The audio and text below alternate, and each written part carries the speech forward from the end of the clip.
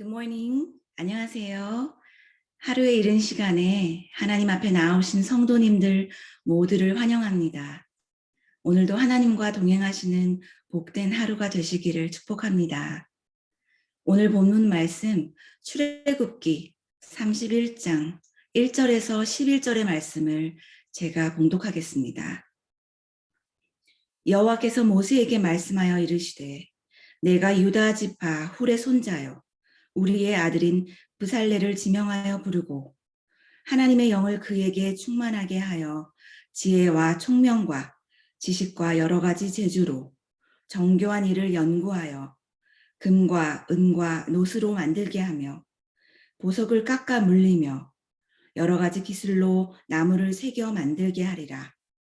내가 또 단 지파 아히사막의 아들 오홀리압을 세워 그와 함께하며 지혜로운 마음이 있는 모든 자에게 내가 지혜를 주어 그들이 내가 내게 명령한 것을 다 만들게 할지니 곧 회막과 증거궤와 그 위에 속죄소와 회막의 모든 기구와 상과 그 기구와 순금 증잔대와 그 모든 기구와 분향단과 번제단과 그 모든 기구와 물두멍과 그 받침과 제사장을 행할 때 입는 정교하게 짠 의복, 곧 제사장 아론의 성의와 그의 아들들의 옷과 관유와 성소로 향기로운 향이라. 무릇 내가 내게 명령한 대로 그들이 만들지니라. 아멘. 그래서 하나님의 말씀입니다.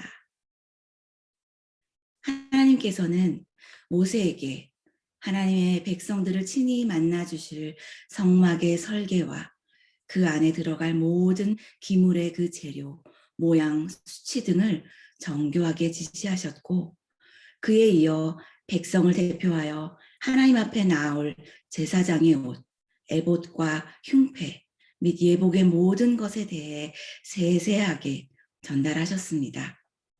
오늘 본문에서는 이 설계를 실제로 직접 담당할 책임자 2명의 이름이 거론되고 있는데 그동안 주된 인물이었던 이스라엘 백성들의 리더 모세의 이름이 아닌 또 대제사장 가문으로 택함을 받은 아론과 그 아들들의 이름이 아닌 다른 개인의 이름이 거론되고 있다는 것은 매우 의미 있는 일일 것입니다. 하나님께서 모세에게 말씀하십니다.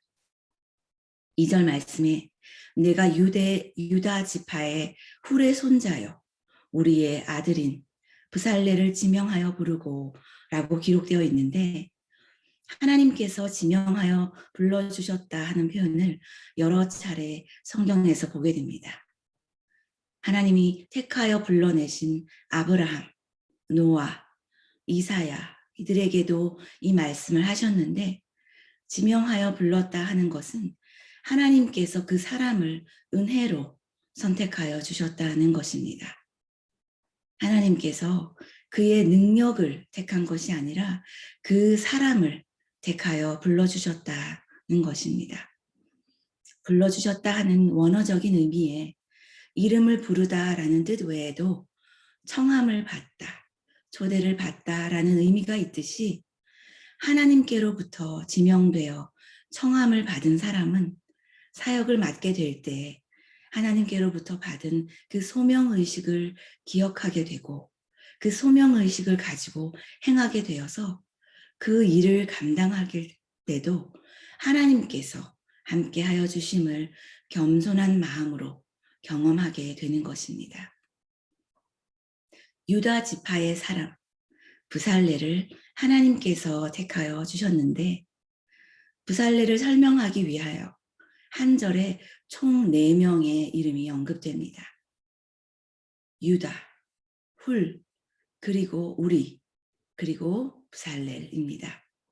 브살렐은 야곱의 아들인 유다의 6대 손으로 6대를 거슬러 올라가서 브살렐이 유다의 후손이라 하는 것을 연결하고 있는데 유다의 지파 시조가 되는 유다는 야곱과 레아 사이에서 태어난 4번째 아들인 것을 알고 있습니다. 4번째 아들임에도 불구하고 하나님은 유다 지파로 하여금 이스라엘을 대표하는 그런 장자의 역할을 감당하게 하시는 것을 여러 번 보게 됩니다. 창세기에서 유다와 그 형제들이 식량을 구하러 이집트로 내려간 것을 기억하실 것입니다. 이집트에서 총리가 된 요셉을 만나게 되고 아우 베냐민을 그 앞에 다시 데리고 가야 하는 그런 상황이었을 때에도 유다가 자신의 목숨을 담보하며 아버지 야곱을 설득하게 되고 다시 베냐민을 데리고 이집트로 가는 그런 모습을 보게 됩니다.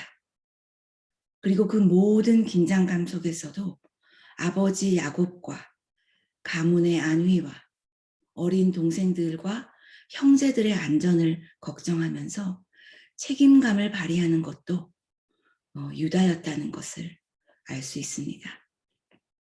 이런 유다에게 야곱은 유다야 너는 내 형제의 찬송이 될지라 하며 큰 축복을 유언으로 남겼고 예수 그리스도가 유다의 가문에서 나게 될 것이라 하는 유언 또한 이루어지게 되었습니다.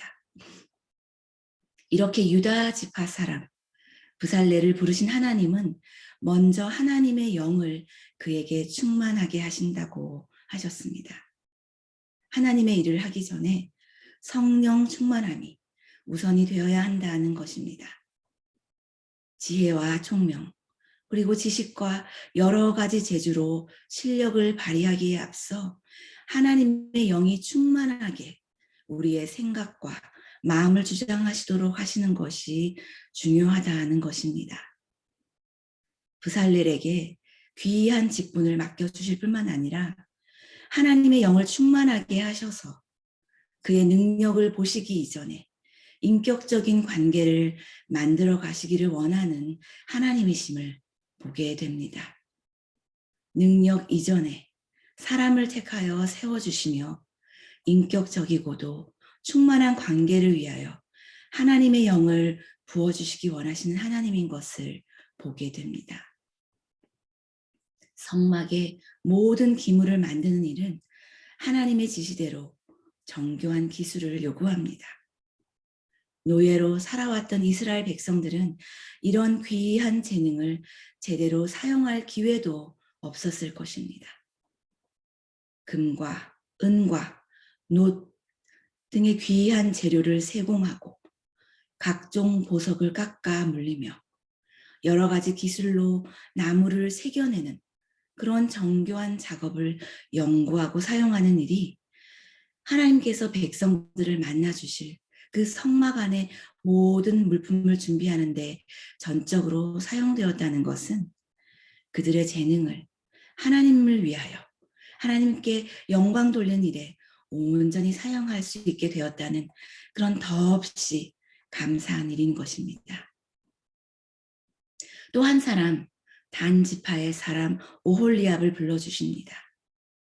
단은 라헬이 수태하지 못하여 낙심하였을 때 라헬의 몸종 빌하의 몸을 빌어 태어난 야곱의 5번째 아들입니다. 오랜 동안 인내로 기다려온 라헬의 고통을 아시고 빌하를 통하여 낳은 첫 아들을 세워주시는 하나님의 은혜일까요? 오홀리압의 이름이 아버지는 나의 장막이라는 뜻대로 하나님이 백성을 위해 거하실 장막을 짓는 일에 오홀리압이 지명되었습니다. 오홀리압 또한 하나님이 세워주셨고 하나님께서 그와 함께 하여 주신다고 말씀하고 계십니다. 특별한 일을 위하여 지명된 이들에게조차 그들의 재능을 앞세우지 않으셨습니다. 뛰어난 재능, 뛰어난 기술을 앞세우기보다 하나님이 함께 해주실 것을 먼저 말씀하시고 다른 지혜 있는 자들과 동역할 수 있도록 하게 하셔서 하나님이 명한 것을 잘 감당해낼 수 있게 하실 것이라고 말씀하십니다. 성막에 명하여 주신 그 모든 기구들, 번제단, 물두멍, 떡상, 분향단, 금촛대, 증거궤 등 대제사장의 예복과 제사장 아론과 그 아들들의 성의, 관유, 백성들의 올려지는 기도를 상징하는 향기로운 그 향에 이르기까지 이 모든 것을 손수 제작할 수 있도록 불리워졌다는 것은 엄청난 하나님의 은혜입니다. 우리가 무엇인가를 하나님께 드릴 수 있다는 것 자체가 하나님의 은혜입니다. 우리가 드리는 무엇인가를 하나님께서 받아주신다는 것 자체가 하나님의 은혜입니다. 우리 모두에게도 하나님께서 주신 재능과 은사가 있습니다. 어떤 곳에서 어떤 일을 하든지 우리를 그곳에 부르셨다는 소명감을 확신하고 섬긴다면 아무리 작아 보이는 일일지라도 아무리 작아 보이는 은사일지라도 하나님께서 크게 영광 받아주실 것을 알아야 합니다. 하나님께서 브살렐과 오홀리압을 택하여 주신 것을 보면 하나님의 일은 하나님께서 계획하시고 하나님께서 인도해 주심을 볼 수 있습니다. 다시 말해서 하나님은 일꾼을 택하시고 세우실 뿐만 아니라 그 일꾼들에게 그의 영으로 능력을 더하여 주시고 그들이 그 일을 감당할 수 있도록 책임져 주시는 하나님이심을 알 수 있습니다. 예수님께서도 이 땅에 오셔서 하나님의 나라의 일을 위하여 제자들을 부르시고 그들에게 성령의 능력을 주시고 어떻게 하나님을 섬겨야 할지 구체적으로 가르치셨습니다. 지금도 하나님께서 일하시는 방식은 동일하십니다. 하나님께서는 그 사역을 위하여 사람을 택하여 부르시고 함께할 사람들도 더불어 보내어 주십니다. 그리고 그들에게 성령의 지혜와 능력을 주십니다.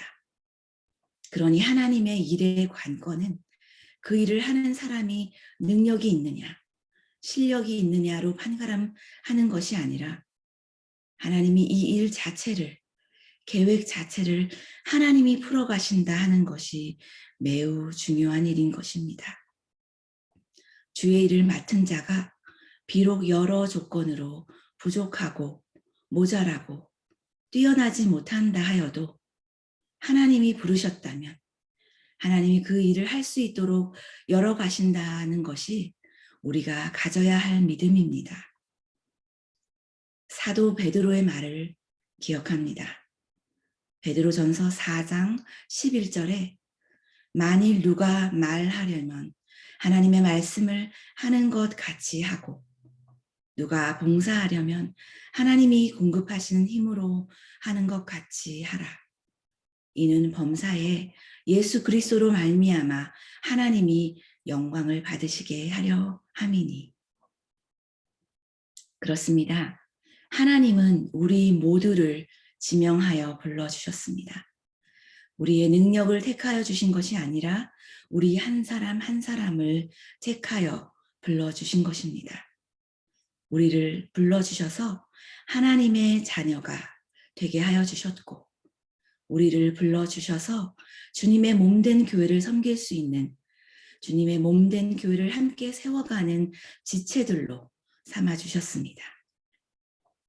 하나님께서 브살렐과 오홀리압에게 많은 지혜로운 자들을 붙여주신 것처럼 우리에게도 하나님께서 동역자들을 주십니다.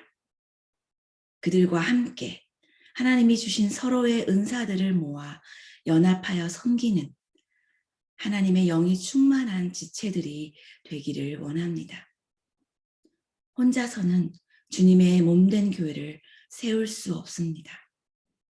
우리를 택하여 주셨으니 우리 안에 심겨져 있는 귀한 은사들을 발견하여 서로를 유익하게 하고 교회를 유익하게 하며 하나님께 영광을 돌리는 모두가 되기를 소망합니다.